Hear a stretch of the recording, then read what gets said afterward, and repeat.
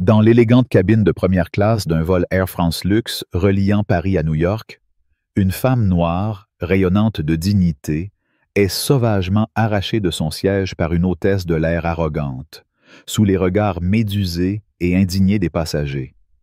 Ce n'est pas une simple méprise, mais une humiliation publique, orchestrée par des préjugés odieux qui font bouillir le sang. L'injustice est insoutenable, et la colère gronde comme une tempête prête à éclater. Si cette histoire vous révolte autant qu'elle nous révolte, mettez un pouce bleu et commentez « Justice pour Amara » pour crier haut et fort que vous refusez de tolérer une telle ignominie. L'atmosphère à bord est saturée d'attentes raffinées, de murmures discrets et de privilèges feutrés. Dr Amara Dubois, cardiologue de renommée mondiale, actionnaire majeur de la compagnie et membre influent de son conseil d'administration, embarque avec une assurance naturelle qui impose le respect. Son tailleur bleu marine, taillé sur mesure par un grand couturier parisien, épouse parfaitement sa silhouette et son sac en cuir verni, signé Hermès, repose élégamment sur son épaule. Ses yeux, perçants et intelligents, balaine la cabine avec une sérénité qui contraste avec l'agitation des autres passagers. Elle s'installe à son siège, le 3A, en première classe, sort un carnet de notes relié en cuir et un stylo Montblanc, prête à annoter ses pensées pour une conférence médicale prestigieuse qu'elle doit présider à New York. Autour d'elle, les passagers se prennent place, certains jetant des regards curieux, intrigués par sa prestance. Quelques-uns chuchotent, admirant son élégance, mais d'autres, moins bienveillants, laissent transparaître une méfiance subtile. Parmi eux, un homme d'affaires corpulent, M. Pierre Grayson, installé au siège 1B, observe Amara avec un sourire narquois, ses yeux plissés, trahissant un préjugé qu'il ne prend même pas la peine de dissimuler. L'hôtesse de l'air en chef, Sarah Lefebvre, une femme d'une quarantaine d'années au chignon impeccablement serré et à l'uniforme d'un bleu marine irréprochable, arpente l'allée centrale avec une autorité glaciale. Ses mouvements sont précis, son regard acéré, mais il y a dans son attitude une rigidité qui met mal à l'aise. Lorsqu'elle passe près d'Amara, ses yeux s'attardent, scrutateurs, comme si la présence de cette femme en première classe était une anomalie à corriger. Ce regard, chargé de dédain, plante une graine de tension dans l'air, un présage de l'orage à venir. Sarah continue son inspection, mais revient quelques minutes plus tard, son ton sec et son comportement moins polissé. « Madame, puis-je voir votre billet, s'il vous plaît ?» demande-t-elle, plantée devant Amara, sa voix assez forte pour résonner dans la cabine feutrée. Les têtes se tournent, les murmures s'interrompent. Amara, surprise mais imperturbable, lève les yeux de son carnet, un léger froncement de sourcils trahissant son étonnement. Sans un mot, elle sort son billet de son sac et le tend à Sarah, ses gestes fluides et assurés. Sarah l'examine avec une minutie exagérée, ses lèvres pincées, cherchant une faille qui n'existe pas. Le billet est parfaitement valide, le siège correspond, mais Sarah fronce les sourcils, son visage se crispant comme si la légitimité d'Amara était une insulte personnelle. Elle rend le billet avec un hochement de tête sec, ses doigts s'attardant un instant, comme pour marquer son autorité. « Très bien, » murmure-t-elle, mais son ton est empreint d'une hostilité à peine voilée. Amara, toujours calme, retourne à ses notes, son stylo glissant sur le papier, avec une précision méthodique, comme si cet échange n'avait été qu'une brise passagère. Mais Sarah n'en reste pas là. Après un conciliabule chuchoté avec une collègue près de la cuisine, elle revient, son attitude désormais ouvertement agressive. « Madame, veuillez me suivre immédiatement », ordonne-t-elle, sa voix tranchante comme une lame, assez forte pour attirer l'attention de toute la cabine.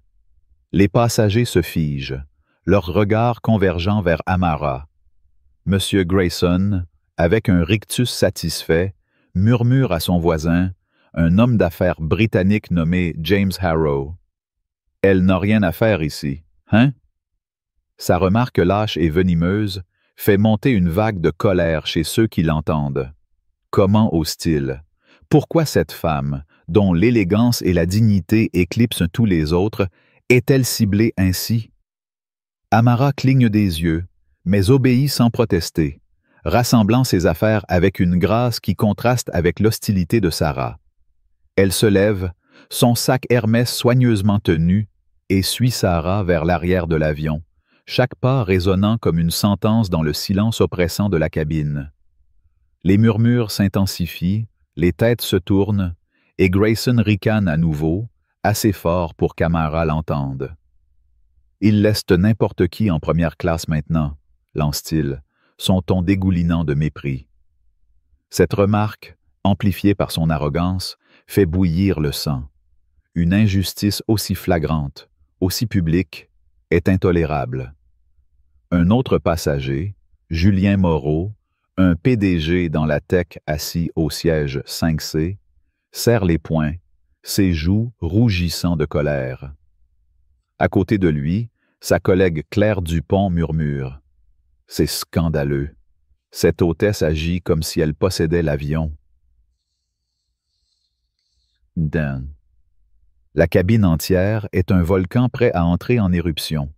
Amara est escortée jusqu'à un siège étroit en classe économique, coincé entre un passager endormi qui ronfle bruyamment et une femme d'âge mûr, Madame Claudine Martin, dont le visage pincé trahit un mépris immédiat. Sarah, avec un sourire à peine dissimulé, déclare « Il y a eu une erreur avec votre billet. Nous réglerons cela plus tard. » Son ton est condescendant, presque jubilatoire, comme si elle savourait l'humiliation qu'elle inflige.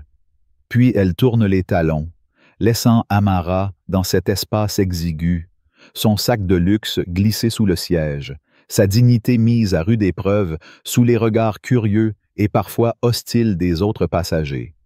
Madame Martin, avec un rictus dédaigneux, marmonne. « Il laisse vraiment n'importe qui en première classe de nos jours. Vous devez être habitué à ce genre de traitement, non? » Ces mots, empreints de racisme à peine voilé, sont comme un coup de poignard dans le cœur. Amara ne répond pas immédiatement, mais ses doigts se crispent légèrement sur son carnet. Elle tourne lentement la tête, son regard perçant clouant Madame Martin sur place. « Ce à quoi je suis habituée, madame, c'est à surmonter les préjugés des gens comme vous, » réplique-t-elle, sa voix basse mais tranchante comme une lame d'acier. Madame Martin rougit, détournant les yeux, son silence forcé étant une petite victoire pour Amara. Mais l'insulte reste, et la colère des spectateurs monte d'un cran. Comment d'une femme de cette envergure, une médecin respectée, une actionnaire puissante, peut-elle être traitée ainsi? Pourquoi Sarah, avec son arrogance insupportable, pense-t-elle pouvoir juger qui mérite un siège en première classe? Et pourquoi Madame Martin, avec ses remarques odieuses, croit-elle pouvoir ajouter à cette humiliation?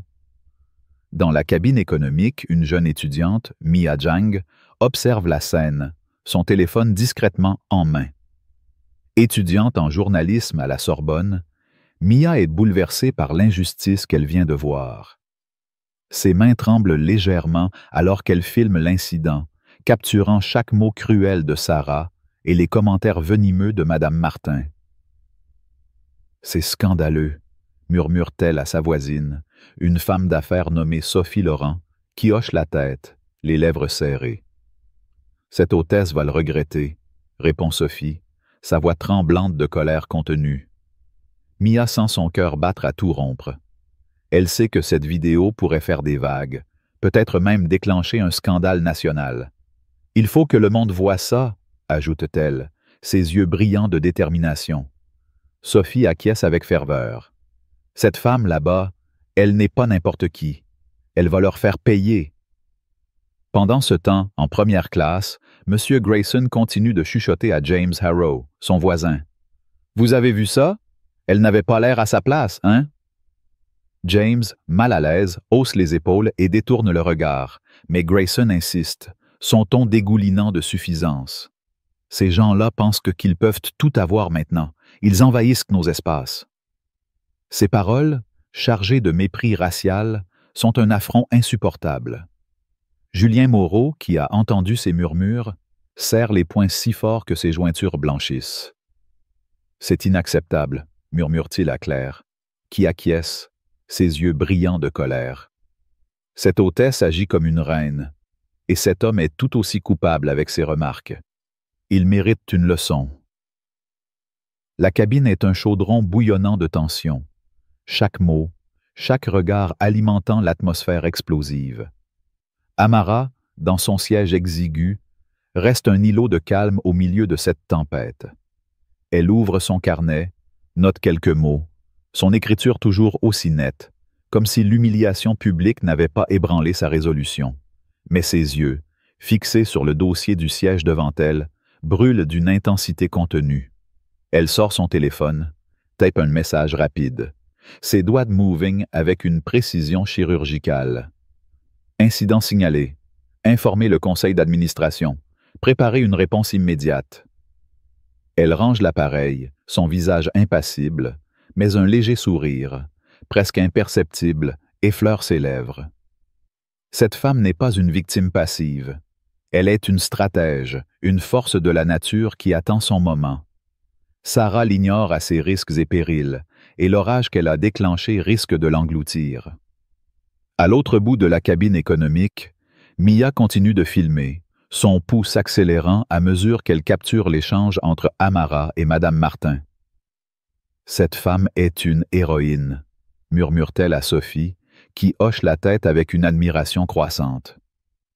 Elle ne se laisse pas faire. Elle a une force incroyable. Sophie, une femme d'affaires aguerrie, sent une montée d'indignation. Cette hôtesse, Sarah, pense qu'elle peut humilier quelqu'un comme ça et s'en tirer. Elle se trompe lourdement. À l'avant, Sarah retourne à ses tâches, un sourire satisfait aux lèvres. Elle pense avoir rétabli l'ordre, avoir remis cette femme à sa place, comme si sa seule présence en première classe était une menace à son autorité. Elle sert des coupes de champagne avec une assurance retrouvée, ignorant les regards furtifs des passagers qui murmurent entre eux. Mais elle ne sait pas qu'un appel vient d'arriver dans le cockpit. Le capitaine, Paul Durand, un homme grisonnant avec 30 ans d'expérience, écoute attentivement la voix ferme à l'autre bout de la ligne.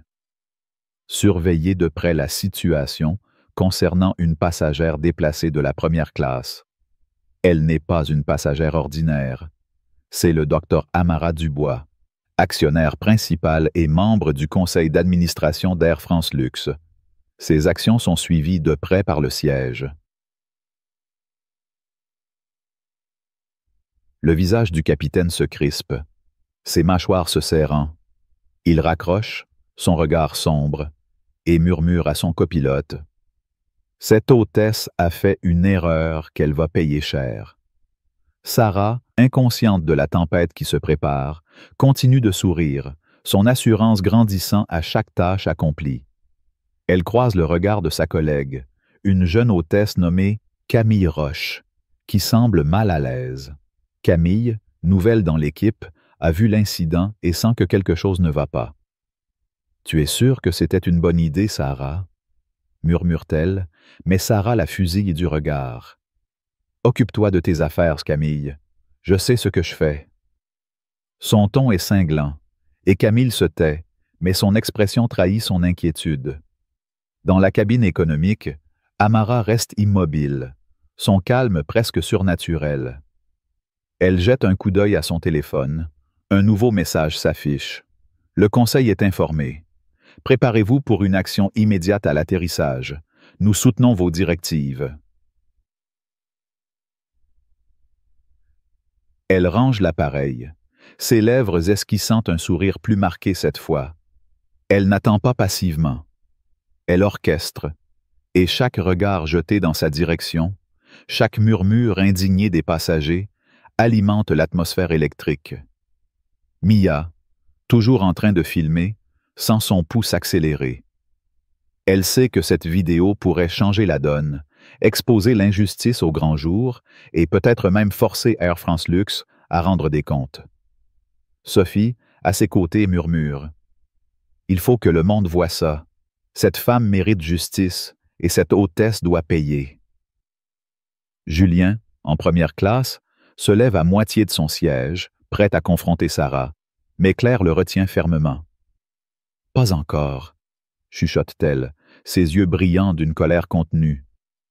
Laissons-la creuser sa propre tombe. Elle ne sait pas à qui elle s'est attaquée. La cabine est un volcan sur le point d'exploser, chaque mot, chaque geste alimentant une tension insoutenable. Sarah, aveugle à la gravité de ses actes, continue de sourire, ignorant que chaque seconde la rapproche d'une chute inéluctable. Mais Amara, elle, attend, ses yeux fixés sur le dossier du siège devant elle, son calme masquant une détermination d'acier. Elle n'est pas une victime, elle est une stratège. Et Sarah va bientôt découvrir à quel point elle a sous-estimé sa proie. La tension est palpable, l'injustice insupportable, et ce vol n'est que le prélude à une bataille qui promet de faire trembler les fondations mêmes d'Air France Luxe. Chaque passager, chaque murmure, chaque regard est un rouage dans une machine qui s'apprête à écraser l'arrogance de Sarah et l'ignorance de ceux qui, comme Grayson et Madame Martin, pensent pouvoir juger autrui sur des préjugés. La colère monte, la justice attend, et Amara Dubois est au cœur de cette tempête, prête à tout changer. La cabine de l'avion Air France Luxe, vibrant sous le bourdonnement des moteurs, est un champ de bataille où la tension s'épaissit à chaque seconde. L'humiliation publique du docteur Amara Dubois, orchestrée par l'arrogante hôtesse Sarah Lefebvre, a allumé une mèche qui menace d'embraser l'ensemble du vol.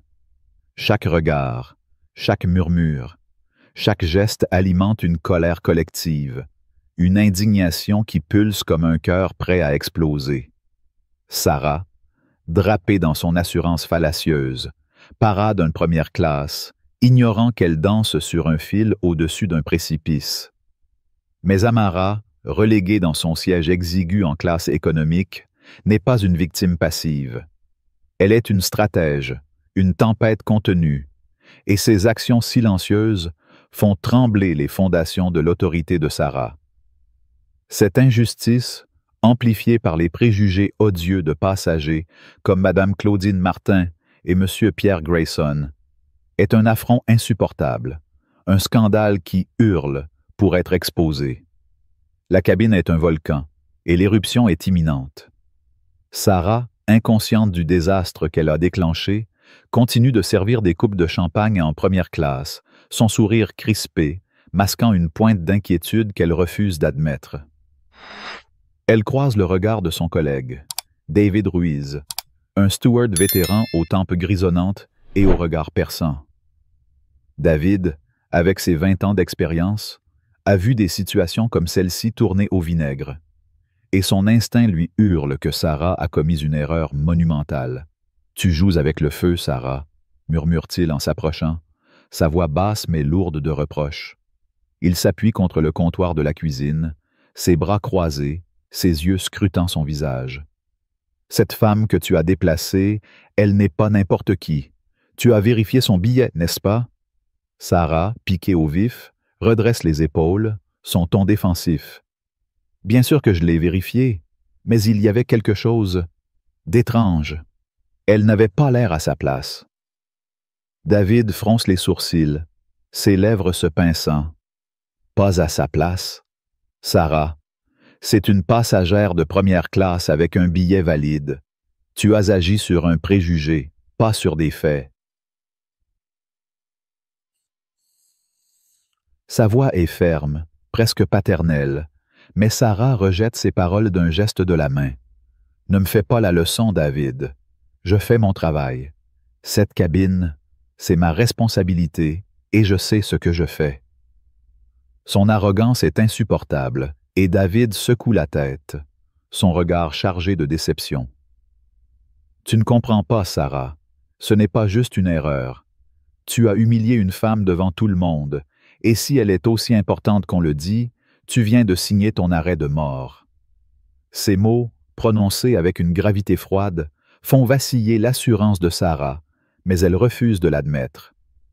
Elle tourne les talons, ses mains tremblant légèrement alors qu'elle attrape un plateau de verre, déterminée à ignorer l'avertissement de David.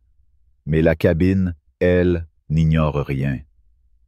Les murmures des passagers en première classe s'intensifient, leurs regards furtifs suivant Sarah comme des flèches.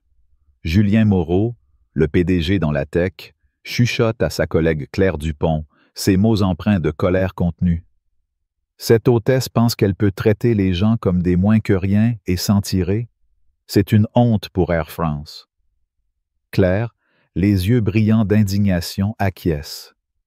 Elle a visé cette femme sans raison. C'est du racisme pur et simple.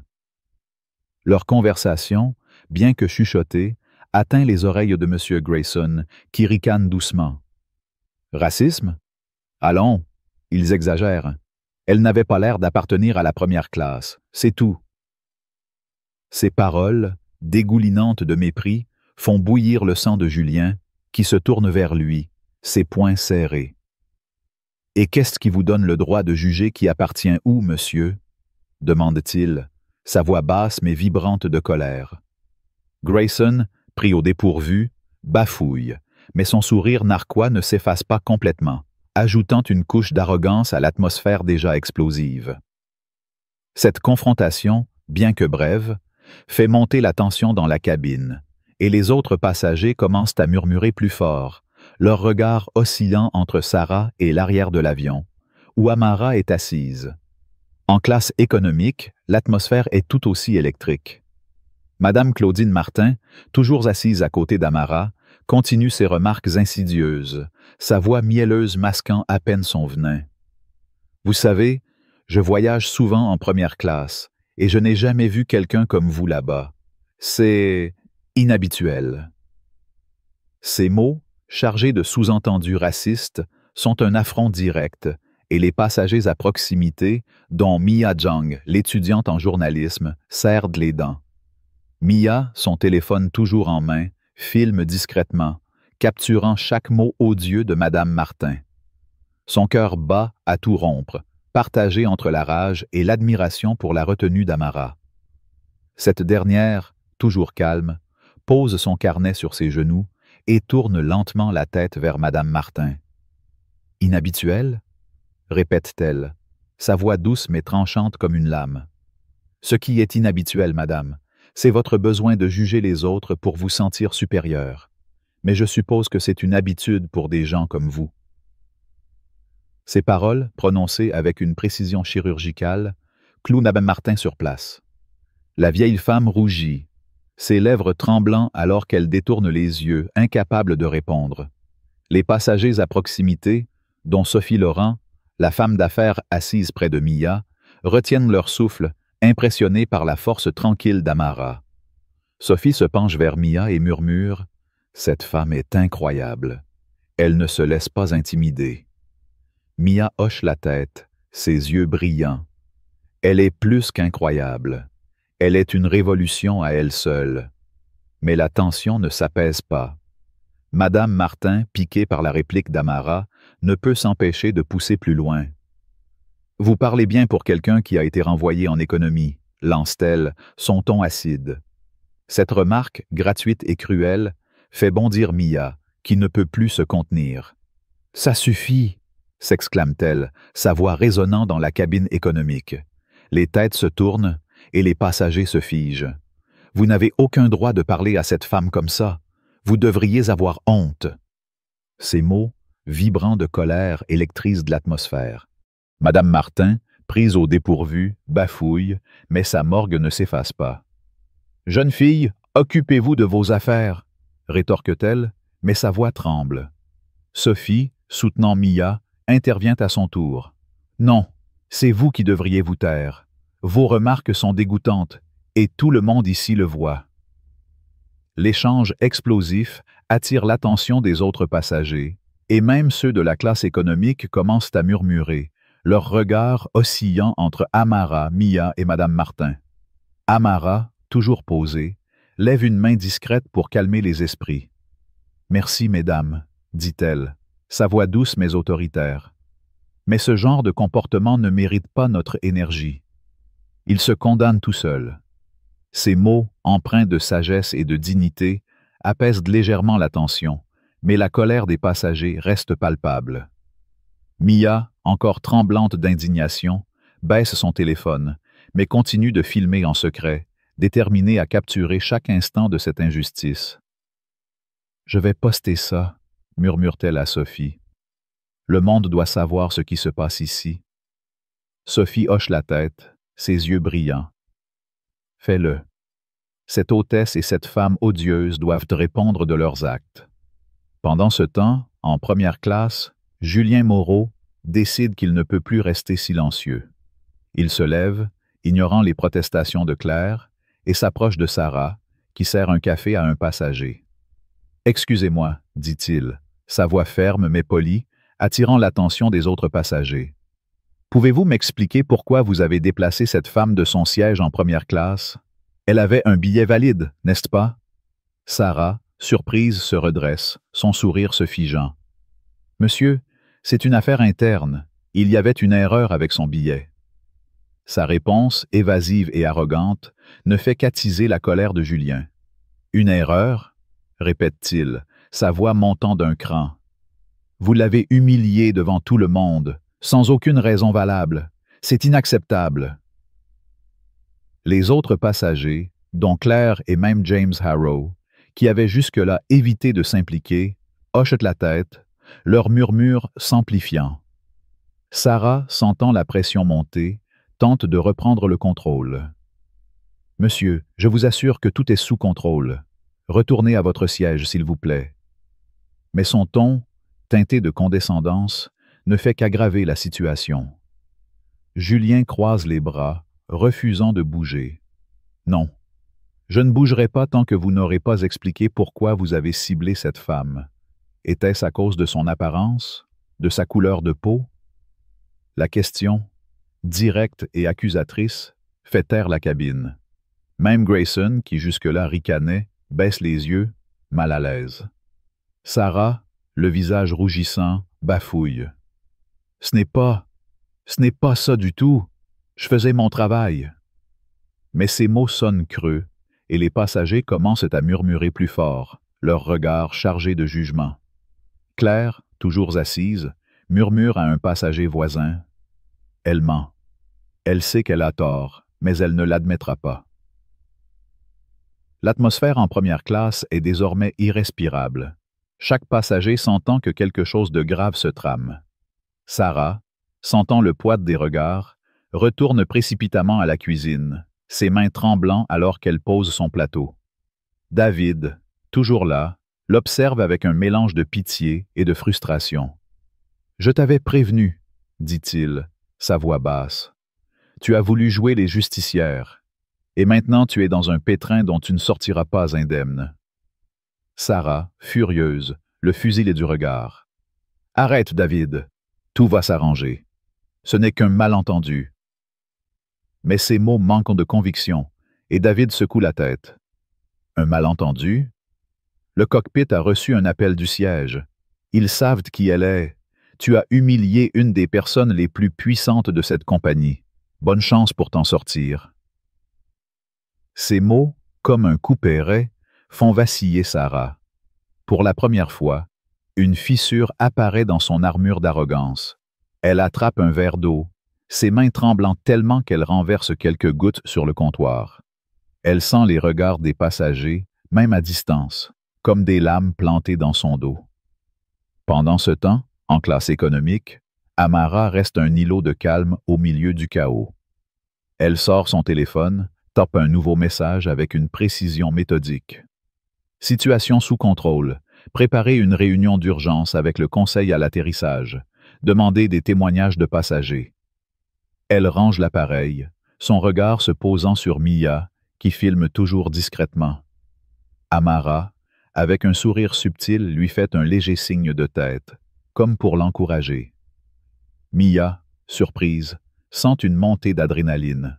« Elle sait que je filme », murmure-t-elle à Sophie, qui hoche la tête. Elle veut que ça sorte. Elle veut que justice soit faite. L'échange silencieux entre Amara et Mia est un moment de connexion puissante, une alliance tacite contre l'injustice. Sophie, impressionnée, murmure. Cette femme n'est pas seulement forte, elle est stratégique. Elle va les écraser. Mais la tension ne s'arrête pas là. L'intercom retentit soudain et la voix du capitaine Paul Durand résonne dans la cabine. Sarah Lefebvre, veuillez vous présenter à la cuisine immédiatement. Ayez dit. Le ton, ferme et autoritaire, fait taire les murmures. Les passagers échangent des regards, sentant que quelque chose de grave se prépare. Sarah, pâle, pose son plateau et se dirige vers la cuisine, ses pas lourds. Lorsqu'elle arrive, David est là, ainsi que Camille, la jeune hôtesse, qui baisse les yeux, mal à l'aise. Le capitaine, sorti du cockpit, l'attend, son visage fermé. « Sarah, nous venons de recevoir un appel du siège exécutif, » dit-il, sa voix basse mais tranchante. « La passagère que vous avez déplacée est le docteur Amara Dubois, membre du conseil d'administration. Votre décision de la déplacer était non seulement injustifiée, mais elle viole les protocoles de la compagnie. Le siège suit cette affaire de près. » Sarah, le souffle coupé, sent ses jambes trembler. « Je ne savais pas qui elle était, » bafouille-t-elle, mais le capitaine la coupe d'un regard glacial. « Ce n'est pas une excuse. Vous avez agi sur des suppositions, pas sur des faits. Vous ne devez plus interagir avec elle, sauf si c'est absolument nécessaire. Nous réglerons cela à l'atterrissage. » Il tourne les talons, laissant Sarah figée, son monde s'écroulant autour d'elle. David, témoin de l'échange, secoue la tête. « Je t'avais dit de faire attention, Sarah. Maintenant, tu vas devoir assumer. » Sarah, les joues en feu, tente de reprendre contenance, mais ses mains tremblent alors qu'elle retourne à ses tâches. Chaque pas qu'elle fait semble scruté, chaque regard des passagers une accusation silencieuse. En première classe, Julien, toujours debout, chuchote à Claire. Elle sait qu'elle est dans le pétrin, mais elle mérite bien pire. Claire acquiesce, ses yeux brillants de colère. Cette femme, Amara, elle va s'assurer que justice soit faite. J'en suis sûr. Même Grayson, qui jusque-là se délectait de la situation, commence à se taire, sentant que l'atmosphère a basculé contre Sarah. En classe économique, Amara reste assise, son calme surnaturel contrastant avec le chaos autour d'elle. Elle ouvre son carnet, note quelques mots, son écriture toujours aussi précise. Madame Martin, toujours à côté d'elle, n'ose plus parler, mais son silence est lourd de rancune.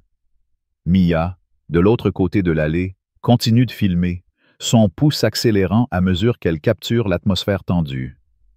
Elle sait que cette vidéo, une fois partagée, pourrait déclencher une vague d'indignation mondiale. Sophie, à ses côtés, murmure. Cette hôtesse ne sait pas ce qui l'attend, et cette vieille femme non plus. Elles ont choisi la mauvaise cible. Amara, sentant les regards des passagers, lève les yeux et croise brièvement celui de Mia. Elle lui adresse un nouveau signe de tête, subtil, mais chargé de sens. Mia, galvanisée, murmure à Sophie. Elle veut que je continue. Elle veut que tout le monde sache. Sophie hoche la tête, ses yeux brillants. Alors fais-le. Montre au monde ce qu'ils ont fait. La cabine, première classe et économique confondue, est un chaudron bouillonnant de colère, d'indignation et d'attente. Chaque passager, chaque murmure, chaque regard est un rouage dans une machine qui s'apprête à écraser l'arrogance de Sarah, l'ignorance de Madame Martin et l'indifférence de ceux qui, comme Grayson, pensent pouvoir juger autrui sans conséquence. Sarah, désormais consciente qu'elle a sous-estimé Amara, sent la peur s'insinuer dans ses veines, mais elle refuse de l'admettre. Elle continue de sourire, de servir, de prétendre que tout va bien, mais ses mains tremblent, et ses yeux trahissent une panique croissante. Amara, elle, reste immobile, ses yeux fixés sur le dossier du siège devant elle, son calme masquant une détermination d'acier.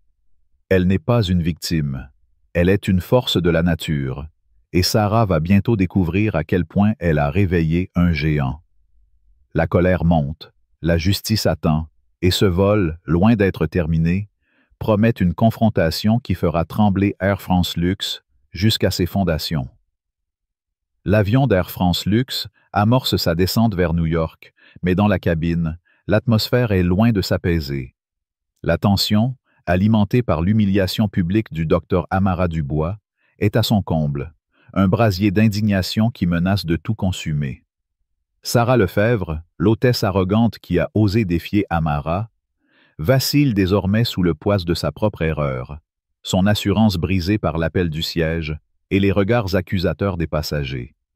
Mais la colère collective, attisée par les préjugés odieux de Mme Claudine Martin et l'indifférence méprisante de M. Pierre Grayson, ne trouve pas encore de résolution.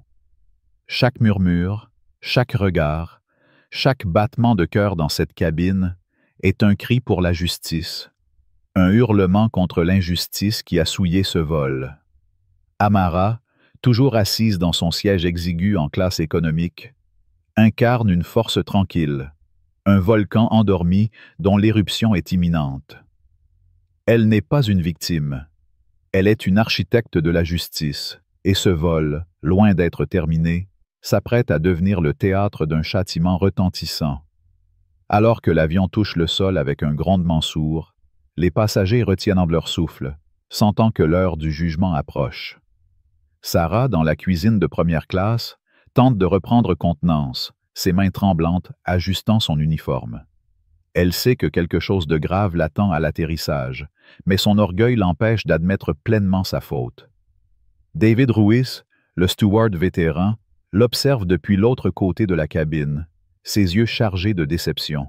« Tu aurais dû écouter, Sarah », murmure-t-il, presque pour lui-même, alors qu'il prépare les annonces de fin de vol. Camille Roche, la jeune hôtesse, évite le regard de Sarah, mal à l'aise, consciente que l'incident a pris des proportions incontrôlables. Les passagers, eux, sont agités, leur chuchotement formant une cacophonie d'indignation. Julien Moreau, le PDG dans la tech, échange un regard avec sa collègue Claire Dupont, ses mots vibrants de colère. Cette hôtesse doit payer pour ce qu'elle a fait. Ce n'est pas juste une erreur, c'est une honte pour la compagnie. Claire acquiesce, ses yeux brillants. Et cette femme, Amara, elle ne va pas laisser passer ça. Elle a trop de pouvoir pour ça. Même M. Grayson, qui jusque-là se complaisait dans son mépris, commence à se taire, sentant l'atmosphère basculer contre lui et Sarah. Ses ricanements se sont éteints, remplacés par une nervosité qu'il dissimule mal, ses doigts tambourinant sur l'accoudoir de son siège. En classe économique, l'ambiance est tout aussi explosive. Mia Jang, l'étudiante en journalisme, serre son téléphone, son pouce accélérant alors qu'elle vérifie la vidéo qu'elle a filmée. Les images, crues et accablantes, capturent chaque moment de l'humiliation d'Amara, les remarques racistes de Mme Martin et l'arrogance de Sarah. « Ça va faire le tour du monde », murmure-t-elle à Sophie Laurent, la femme d'affaires à ses côtés, qui hoche la tête avec ferveur. « Poste-la maintenant, Mia. Le monde doit voir ça avant même qu'on quitte cet avion. » Mia, galvanisée, commence à uploader la vidéo sur une plateforme sociale, ajoutant un titre percutant. « Scandale à bord d'Air France Luxe. Une passagère VIP humiliée par des préjugés. » Ses doigts tremblent d'excitation et de rage, alors qu'elle appuie sur « Publier ». À côté d'elle, Madame Martin, toujours silencieuse depuis la réplique cinglante d'Amara, jette des regards furtifs, son visage crispé par une rancune mal contenue. Mais Amara, elle, reste imperturbable. Elle ouvre son carnet, note quelques mots avec une précision méthodique, puis sort son téléphone. Un nouveau message s'affiche. Réunion confirmée à l'atterrissage. Sécurité et exécutif en attente. Votre rapport est prioritaire. Elle range l'appareil, ses lèvres esquissant un sourire discret, presque imperceptible. Ce n'est pas un sourire de triomphe, mais de certitude, celui d'une femme qui sait que l'heure de la justice a sonné. Alors que l'avion s'immobilise sur le tarmac, l'intercom retentit une dernière fois. La voix du capitaine Paul Durand, grave et autoritaire, résonne dans la cabine. « Mesdames et messieurs, veuillez rester assis jusqu'à ce que les instructions soient données. Une équipe de sécurité montera à bord pour une vérification. » Les passagers échangent des regards, l'atmosphère s'alourdissant encore. Sarah, dans la cuisine, sent son estomac se nouer. Elle croise le regard de David, qui secoue la tête, comme pour dire « c'est fini ». Camille, nerveuse, murmure « Qu'est-ce qui se passe, Sarah? » Mais Sarah, le visage blême, ne répond pas. Ses mains s'agrippent au comptoir, son souffle court. Les portes de l'avion s'ouvrent et 3 agents de sécurité en uniforme, accompagnés d'un homme en costume sombre, montent à bord.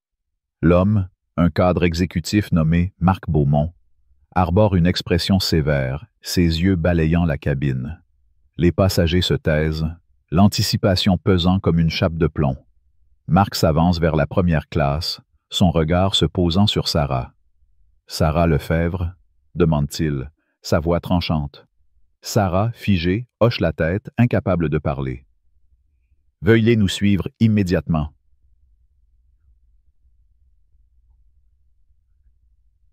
Le ton est sans appel, et les passagers, témoins de la scène, commencent à murmurer, leur regard oscillant entre Sarah et l'arrière de l'avion, où Amara est toujours assise. Sarah, les jambes tremblantes, suit les agents, son visage rougissant sous l'humiliation publique. Alors qu'elle passe devant les passagers de première classe, Julien Moreau murmure à Claire. Elle récolte ce qu'elle a semé. Claire acquiesce, un sourire satisfait aux lèvres. Ce n'est que le début. Même Grayson, désormais silencieux, baisse les yeux, évitant le regard des autres. Mais l'attention se tourne rapidement vers la classe économique. Marc Beaumont, après un bref échange avec le capitaine, se dirige vers l'arrière de l'avion, suivi d'un agent. Les passagers se redressent, leur murmure s'intensifiant. Lorsqu'il arrive à la rangée d'Amara, il s'incline légèrement, son ton respectueux. « Docteur Dubois, je suis Marc Beaumont, directeur des opérations d'Air France Luxe. Nous vous prions d'accepter nos excuses les plus sincères pour cet incident. Le conseil d'administration est informé, et nous vous attendons pour une réunion immédiate à la sortie. » Amara, toujours calme, lève les yeux de son carnet et hoche la tête. « Merci, Monsieur Beaumont. J'ai un rapport détaillé à soumettre. Allons-y. » Ces mots, prononcés avec une autorité naturelle, électrisent l'atmosphère. Les passagers, impressionnés, commencent à chuchoter, certains applaudissant discrètement. Mia, les yeux brillants, filme l'échange, capturant ce moment de triomphe. Sophie, à ses côtés, murmure « Elle est incroyable. Elle va les faire plier. » Mais l'histoire ne s'arrête pas là. Alors que Marc escorte Amara vers la sortie, un autre agent s'approche de Madame Martin, qui tente de se faire discrète. « Madame Claudine Martin ?» demande-t-il, sa voix ferme. Madame Martin, surprise, lève les yeux, son visage blêmissant. « Oui ?» bafouille-t-elle. « Nous avons reçu des plaintes concernant vos propos à bord. Veuillez nous suivre pour un entretien. » Les passagers autour, dont Mia et Sophie, échangent des regards satisfaits. Mia, toujours en train de filmer, murmure « Justice ». Madame Martin, rouge de honte, se lève, ses mains tremblantes, et suit l'agent sous les regards accusateurs des autres passagers. Sophie se penche vers Mia et chuchote. « Ta vidéo a déjà fait des vagues. Regarde ton téléphone. » Mia, surprise, vérifie son écran et constate que sa publication est devenue virale, avec des milliers de partages et de commentaires dénonçant l'injustice. Scandaleux! Air France doit répondre. Justice pour cette femme! Les messages affluent, et Mia sent une montée d'adrénaline. Ça commence, murmure-t-elle, un sourire déterminé aux lèvres. À la sortie de l'avion, Amara est accueillie par une délégation d'exécutifs d'Air France Luxe, tous visiblement nerveux. Marc Beaumont, à ses côtés, lui tend un dossier. Docteur Dubois, nous avons ouvert une enquête interne. Votre rapport sera examiné immédiatement. Amara, toujours posé, prend le dossier et répond. Ce n'est pas seulement mon rapport. C'est une exigence de changement. Ce genre d'incident ne doit plus jamais se reproduire. Je veux des mesures concrètes, pas des promesses vides. Ces mots, fermes et sans compromis, impressionnent les exécutifs, qui hochent la tête, conscients de la gravité de la situation. Alors qu'Amara s'éloigne pour rejoindre la réunion, elle croise Mia, qui descend de l'avion, son téléphone toujours en main. Amara s'arrête, un sourire chaleureux aux lèvres. « Merci, jeune fille, » dit-elle, sa voix douce mais puissante. « Votre courage va changer les choses. Continuez. » Mia, émue, hoche la tête, les larmes aux yeux. « Je le ferai, docteur Dubois. Pour vous. » Amara lui serre brièvement l'épaule, un geste de mentorat qui galvanise Mia. Sophie, témoin de l'échange, murmure. « Cette femme est une inspiration. Elle va tout changer. » Pendant ce temps, Sarah est conduite dans une salle d'interrogatoire à l'aéroport, où elle fait face à une commission disciplinaire. Assise seule, elle sent le poids de ses actions l'écraser. Marc Beaumont entre, son expression sévère. « Sarah Lefebvre, vous êtes suspendue avec effet immédiat en attendant une enquête complète.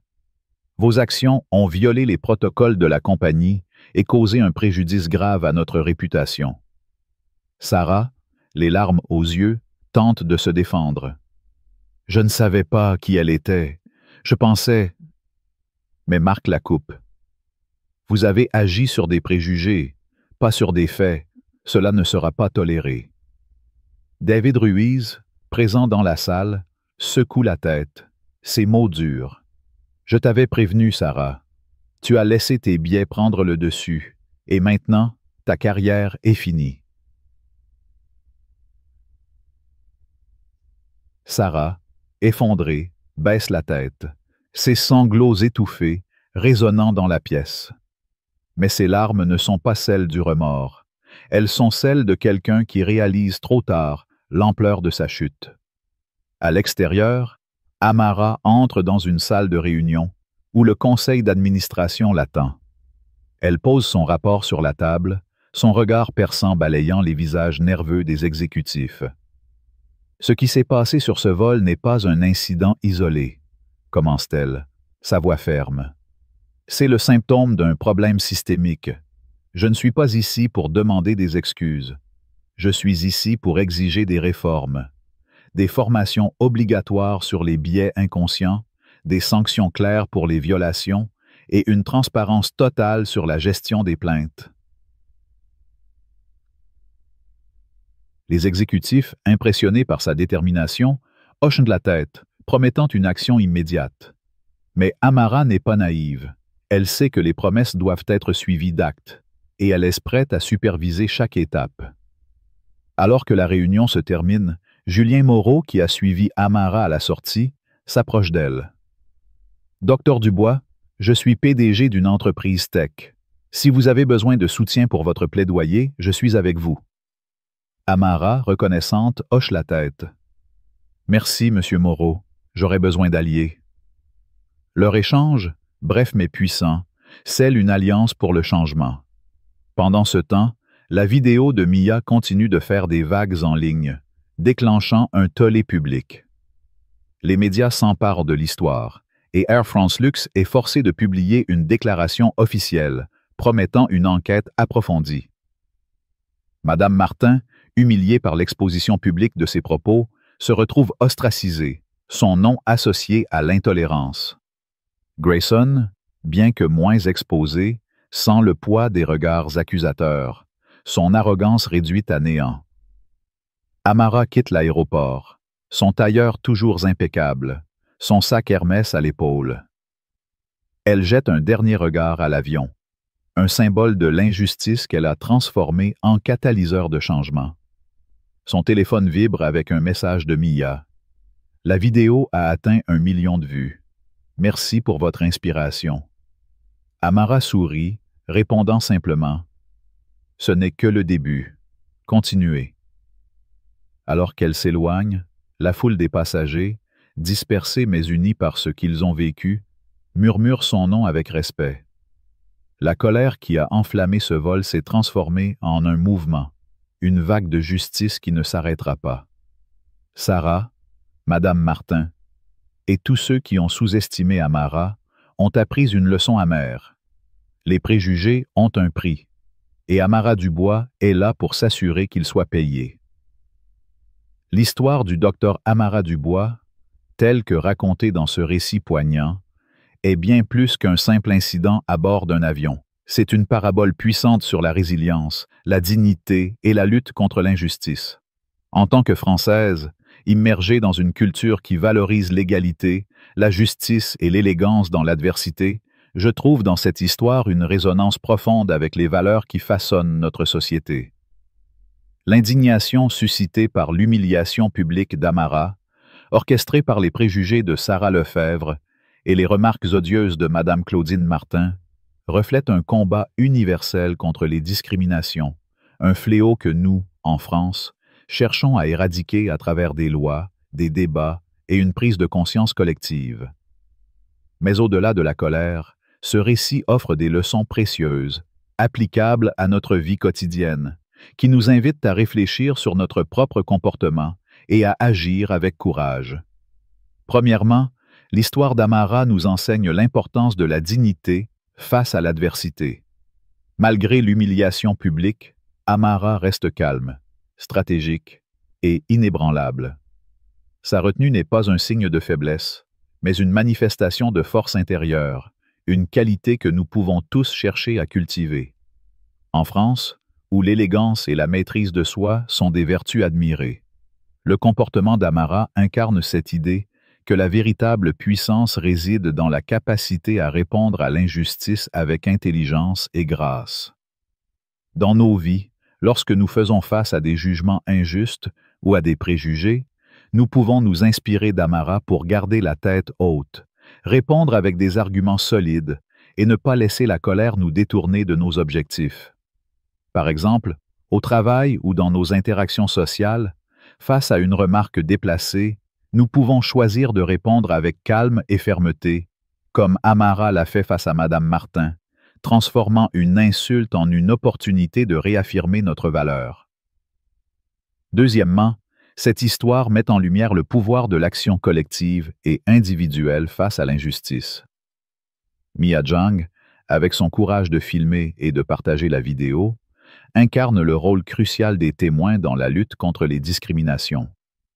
En France, où la liberté d'expression est un pilier de notre démocratie, l'acte de Mia résonne comme un appel à ne pas rester passif face à l'injustice.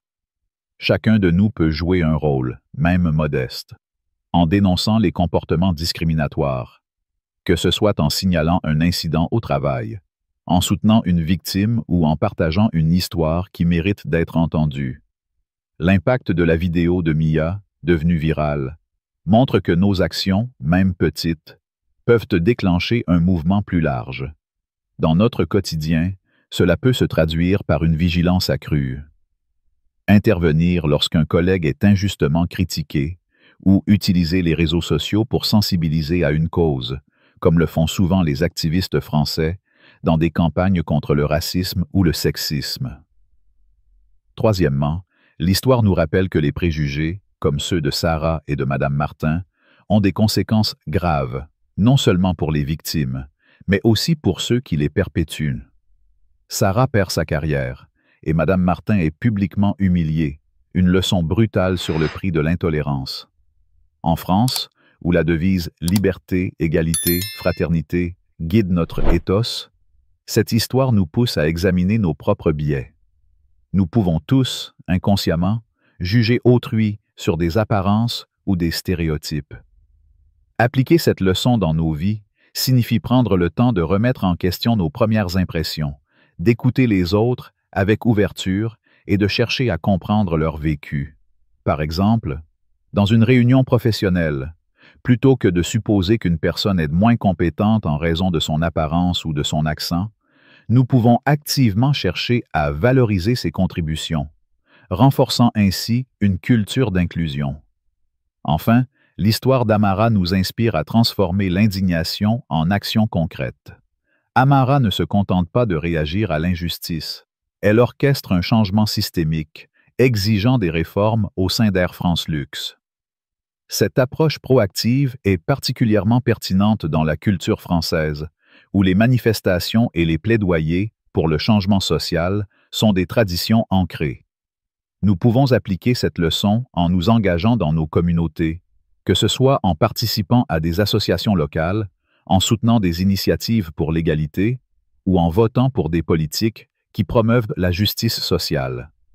Par exemple, s'investir dans une organisation qui lutte contre les discriminations ou écrire à des élus pour demander des lois plus strictes contre les biais dans les entreprises sont des moyens concrets de suivre l'exemple d'Amara. En conclusion, l'histoire d'Amara Dubois est un miroir tendu à chacun de nous, nous invitant à cultiver la dignité, à agir avec courage, à questionner nos préjugés et à transformer notre colère en changement. Elle nous rappelle que la justice n'est pas un don, mais une conquête, et que nous avons tous un rôle à jouer dans cette lutte. Si cette histoire vous a touché, si elle vous a inspiré à réfléchir et à agir, alors montrez votre soutien. Mettez un pouce bleu, partagez cette vidéo avec vos amis, abonnez-vous à la chaîne pour ne rien manquer, et laissez un commentaire avec « Justice pour tous » pour rejoindre le mouvement. Ensemble, faisons entendre notre voix pour un monde plus juste et plus équitable.